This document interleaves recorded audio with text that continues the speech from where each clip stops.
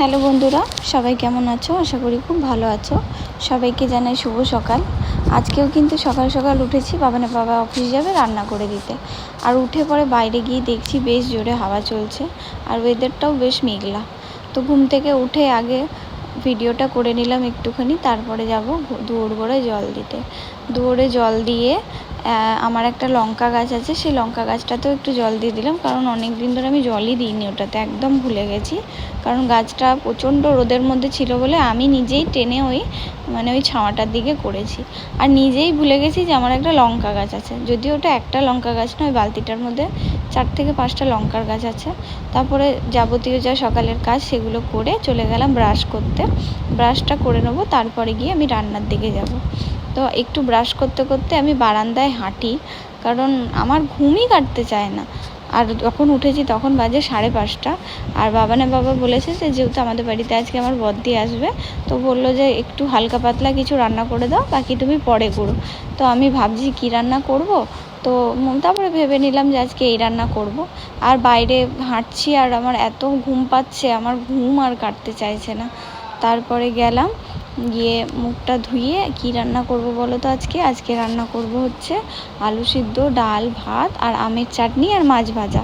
এটা শুধু বাবার জন্য।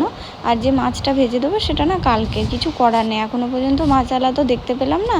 তো যে মাছটা নেব টাটকা সেটা রাতে এসে খাবে বাবা। আর যে মাছটা করে দেবো ওকে ভাজা, সেটা হচ্ছে কালকে নিয়েছিলাম রবিবারে। তো আমি না ঠকে গেছি মাছটা নিয়ে। বাবা আজকে মাছটা নিয়ে দিল।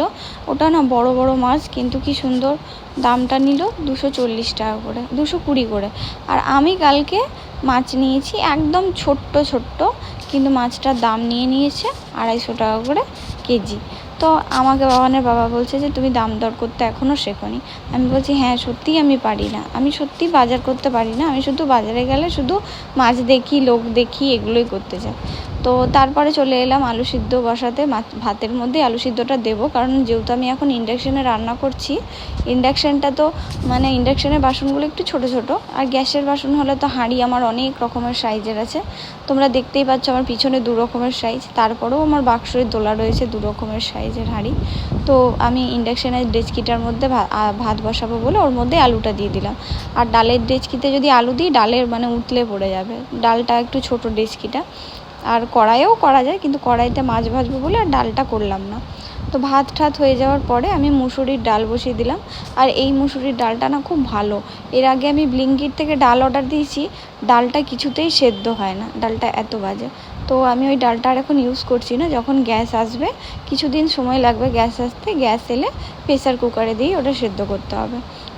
তো এই যে ভাত তো হয়ে গেল, আর ডালটাও বসিয়ে দিলাম। ওদিকে আমি ফ্রিজ থেকে মাছটাও বার করে রেখেছি, মাছটাকেও নুন হলুদ দিয়ে ভেজে দেবো। আর আমরা কাঁচা মুসুর খাই, তাই কাঁচা মুসুরের মধ্যে একটু নুন, একটুখানি হলুদ আর একটু সর্ষের তেল আর 2টো কাঁচা লঙ্কা দিয়ে দিই।